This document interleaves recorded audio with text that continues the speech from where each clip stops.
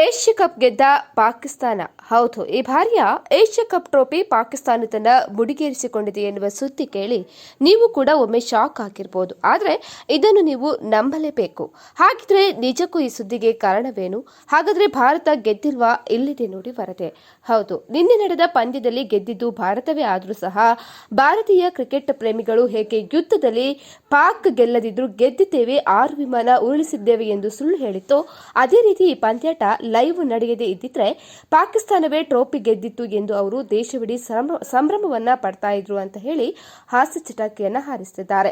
ಅಷ್ಟೇ ಅಲ್ಲದೆ ಪಾಕ್ ಗೆದ್ದಿದೆ ಅನ್ನುವುದಕ್ಕೆ ಇನ್ನೊಂದು ಕಾರಣ, ಭಾರತ ಟ್ರೋಫಿ ವಿನ್ ಆದ ಬಳಿಕ ಪಾಕ್ ಸಚಿವನಿಂದ ಟ್ರೋಫಿ ಸ್ವೀಕರಿಸಲು ನಿರಾಕರಿಸಿತ್ತು. ಹೌದು, ನೀವು ಭಾರತ ತಂದ ಟ್ರೋಫಿ ಗೆದ್ದರೂ ಸಹ ಪಾಕ್ ಸಚಿವನಿಂದ ಟ್ರೋಫಿ ಸ್ವೀಕರಿಸಿ ಇಲ್ಲ. ಹೀಗಾಗಿ ಮುಜುಗರಗೊಂಡ ಪಾಕ್ ಸಚಿವ ಟ್ರೋಫಿ ಜೊತೆ ಪರಾರಿಯಾಗಿದ್ದಾರೆ ಎಂದು ಮಾಧ್ಯಮಗಳು ವರದಿ ಮಾಡಿವೆ.